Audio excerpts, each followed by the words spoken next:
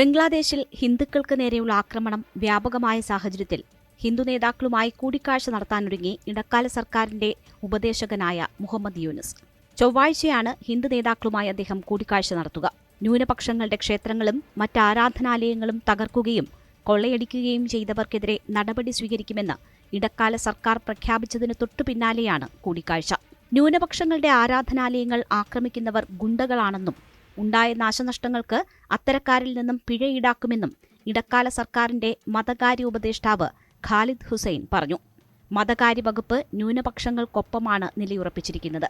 ഭാവിയിലും അതങ്ങനെ തന്നെയായിരിക്കും, ഖാലിദ് ഹുസൈൻ പറഞ്ഞു. ആക്രമണത്തിൽ തകർക്കപ്പെട്ട ആരാധനാലയങ്ങളുടെ കണക്കെടുപ്പ് ജില്ലാ ഭരണകൂടത്തിന്റെ കീഴിൽ നടത്തിവരികയാണെന്നും അദ്ദേഹം പറഞ്ഞു. ആഭ്യന്തര മന്ത്രാലയം കുറ്റക്കാർക്കെതിരെ നടപടി സ്വീകരിക്കുമെന്നും കൂട്ടിച്ചേർത്തു. അതേസമയം ഹിന്ദു ന്യൂനപക്ഷ സമുദായങ്ങൾക്കെതിരെ രാജ്യത്ത് നടക്കുന്ന ആക്രമണങ്ങളിൽ പ്രതിഷേധിച്ച് മഷിയഹട്ടി റീജിയണൽ ദുർഗാ പൂജ സെലിബ്രേഷൻ കമ്മിറ്റി ജസോറിലെ അഭയനഗറിൽ റാലി സംഘടിപ്പിച്ചു. ന്യൂനപക്ഷങ്ങളുടെ സുരക്ഷ ഉറപ്പാക്കണമെന്നാവശ്യപ്പെട്ട് സ്ത്രീകളും പ്രതിഷേധ റാലികളിൽ പങ്കെടുത്തു. ഹിന്ദുക്കളുടെ വീടും കടകളും ആരാധനാലയങ്ങളും തകർക്കപ്പെടുന്നതും കൊള്ളയടിക്കുന്നതും കണ്ട് ഞങ്ങൾ ഞെട്ടിപ്പോയി. ന്യൂനപക്ഷങ്ങൾക്ക് സുരക്ഷ ഉറപ്പാക്കേണ്ടത് സർക്കാരിന്റെ ഉത്തരവാദിത്തമാണ്, പ്രതിഷേധ റാലിയിൽ പങ്കെടുത്തവർ പറഞ്ഞു. രാജ്ഷാഹിയിൽ ആദിവാസി സംഘടനകളും പ്രതിഷേധ റാലി നടത്തിയിരുന്നു. രാജ്ഷാഹിയിലെ ഷഹീദ് മിനാരത്തിന് പുറത്ത് നാഷണൽ ആദിവാസി പരിഷത്ത് പ്രതിഷേധ റാലി സംഘടിപ്പിച്ചു. അതേസമയം ബംഗ്ലാദേശിൽ ഇടക്കാല സർക്കാരിന്റെ തലവനായി സ്ഥാനമേറ്റെടുത്ത നൊബേൽ പുരസ്കാര ജേതാവ് മുഹമ്മദ് യൂനസിനെ പ്രധാനമന്ത്രി നരേന്ദ്രമോദി ആശംസകൾ അറിയിച്ചു.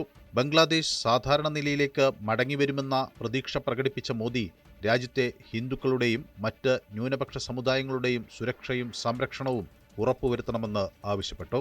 പുതിയ ഉത്തരവാദിത്വങ്ങൾ ഏറ്റെടുത്ത പ്രൊഫസർ മുഹമ്മദ് യൂനസിന് എന്റെ ആശംസകൾ. ഹിന്ദുക്കളുടെയും മറ്റെല്ലാ ന്യൂനപക്ഷ സമുദായങ്ങളുടെയും സുരക്ഷയും സംരക്ഷണവും ഉറപ്പാക്കി ബംഗ്ലാദേശ് വേഗത്തിൽ സാധാരണ നിലയിലേക്ക് മടങ്ങിയെത്തുമെന്ന് ഞങ്ങൾ പ്രതീക്ഷിക്കുന്നു. ജനങ്ങളുടെ സമാധാനത്തിനും സുരക്ഷയ്ക്കും വികസനത്തിനും വേണ്ടി രണ്ടു രാജ്യങ്ങളും പങ്കിട്ട ആഗ്രഹങ്ങൾ നിറവേറ്റുന്നതിന് ഇന്ത്യ പ്രതിജ്ഞാബദ്ധമാണ്. എക്സിൽ പങ്കുവച്ച പോസ്റ്റിൽ പ്രധാനമന്ത്രി പറഞ്ഞു.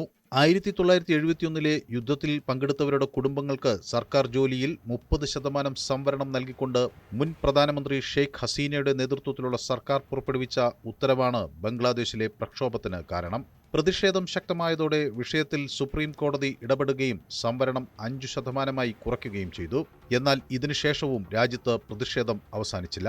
പ്രധാനമന്ത്രി പദത്തിൽ നിന്ന് ഷെയ്ഖ് ഹസീന രാജിവെക്കണമെന്നാവശ്യപ്പെട്ടായിരുന്നു പ്രതിഷേധക്കാർ രംഗത്തെത്തിയത്.